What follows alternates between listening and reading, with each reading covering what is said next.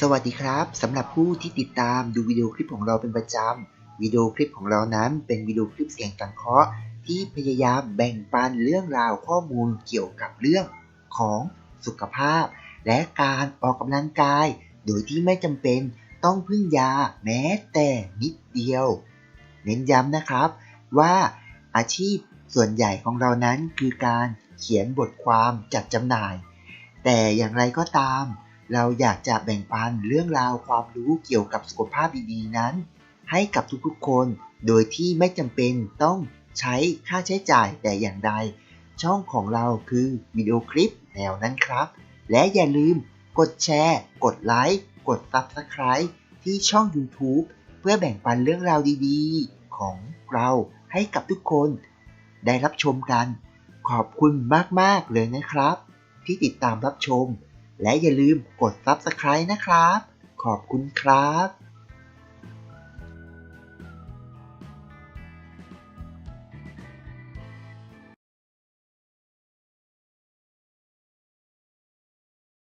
อาการนอนกรนรักษาได้ด้วยสมุนไพรสมุนไพรรักษาอาการนอนกรนการกรน snoring เกิดจากการที่กล้ามเนื้อคอคลายตัวในขณะหลับจนทำให้ช่องคอแคบลงส่งผลให้มีการหายใจเข้าออกแรงขึ้นเรื่อยๆเมื่อทางเดินหายใจแคบลงจนถึงจุดหนึ่งความแรงของลมหายใจจะยิ่งเพิ่มมากขึ้นจนทำให้เกิดการสั่นสะเทือนของเนื้อเยื่อภายในระบบทางเดินหายใจจึงเกิดเสียงกรนดังออกมาแต่อาการนอนกรนที่ว่านี้ก็สามารถรักษาได้ด้วยหลายวิธีทั้งการควบคุมน้ำหนักจัดท่านอ่นให้หายใจสะดวกเพิ่มระดับความชื้นในห้องนอนหรือกินสมุนไพรที่มีสรรพคุณรักษาอาการนอนกรนช่วยในการหายใจสาเหตุของการนอนกรนก่อนที่จะไปทำความรู้จักกับสมุนไพรรักษาอาการนอนกรนต้องรู้ก่อนว่าการกรนเกิดมาจากหลายสาเหตุเช่นเกิดการปิดกั้นของระบบทางเดินหายใจซึ่งมาจากการหย่อนตัวของกล้ามเนื้อในระบบทางเดินหายใจเช่นลิ้นไก่เพดานอ่อนคอหรืออาจเกิดจากสารหล่อลื่นในระบบทางเดินหายใจมีน้อยลงจึงทำให้เกิดอาการแห้งและบวมทำให้ทางเดินหายใจแคบลงเมื่อเวลาหายใจจึงเกิดเป็นเสียงกรนนั่นเองจากการศึกษาพบว่าผู้ชายมีอัตราการนอนกรนมากกว่าผู้หญิงโดยเฉพาะในคนอ้วนผู้สูงวัยผู้ที่ป่วยด้วยโรคภูมิแพ้หรือโรคโพรงจมูกอักเสบผู้ที่ทำงานหนักหรือออกกำลังกายมากจนเกินไปนอกจากนี้การดื่มเหล้าสูบบุหรี่จัดหรือกินยานอนหลับก็ยังเป็นสาเหตุหนึ่งที่ทำให้เกิดอาการกรนได้หากช่องคอแคบลงเรื่อยๆอย่างต่อเนื่องก็อาจส่งผลให้เกิดการอุดตันในช่องคอแบบชั่วคราวทำให้ลมหายใจเข้าออกขาดหายไปชั่วขณะเกิดเป็นภาวะที่เรียกว่าการหยุดหายใจในขณะหลับซึ่งหากใครมีอาการแบบนี้ก็ต้องรีบไปปรึกษาแพทย์เพราะถ้าปล่อยไว้อาจนำไปสู่โรคอื่นๆได้ทั้งความดันโลหิตสูงโรคหัวใจขาดเลือดหรืออย่างแย่ๆก็คืออัมพาตที่แน่ๆทำให้คนที่นอนด้วยเกิดความรำคาญเอาได้5สมุนไพรรักษาอาการนอนกรนสำหรับสมุนไพรไทยที่ช่วยบำบัดอาการกรนได้ดีแถมหาได้ไม่ยากมีอยู่ในอาหารไทยของเราทั่วไปอาทิ1หอมแดงแก่จัดสมุนไพรรักษาอาการนอนกรนมีสรรพคุณแก้หวัดคัดจมูกลดไขมันอุดตันในหลอดเลือด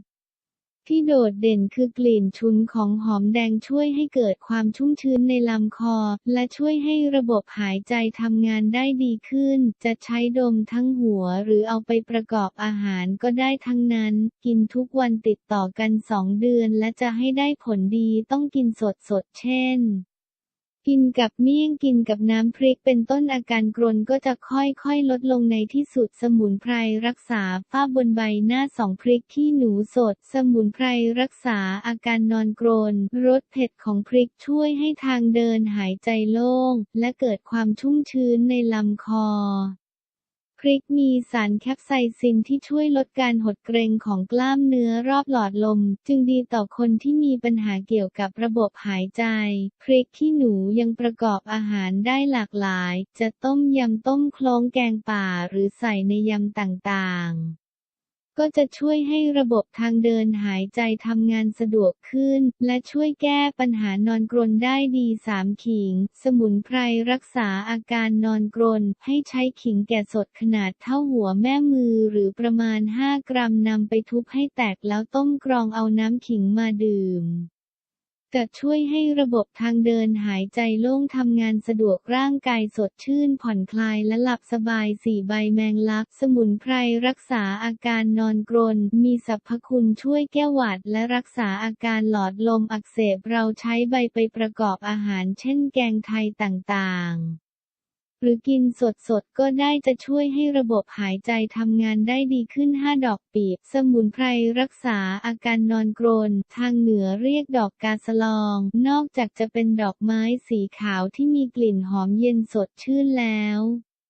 จากการวิจัยพบว่าดอกและใบปีบมีสารฮีสปีดูลินที่มีสรรพคุณช่วยขยายหลอดลมและปีบยังเป็นสมุนไพรสำหรับรักษาอาการหอบหืดซึ่งให้ผลดีโดยไม่มีพิษตกค้างแบบยาแผนปัจจุบันการสูดดมดอกปีบนอกจากได้ความสดชื่นจากกลิ่นหอมของดอกปีบแล้วยังช่วยให้ทางเดินหายใจโล่งโปร่งช่วยให้หลับสบายขึ้นด้วยไม่น่าเชื่อนะคะว่าพืชผักที่เราทานกันเป็นประจำจริง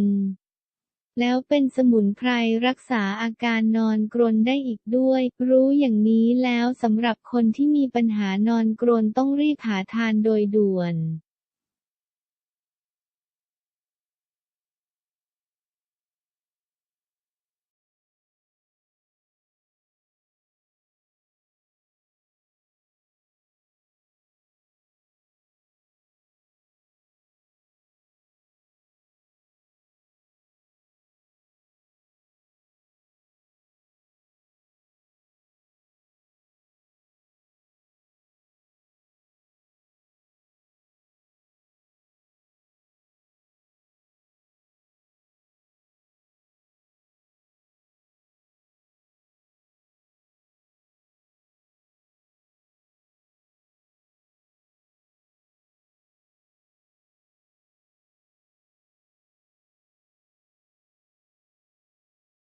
อาการนอนกรนรักษาได้ด้วยสมุนไพรสมุนไพรรักษาอาการนอนกรนการกรนสโนริงเกิดจากการที่กล้ามเนื้อคอคลายตัวในขณะหลับจนทำให้ช่องคอแคบลงส่งผลให้มีการหายใจเข้าออกแรงขึ้นเรื่อยๆ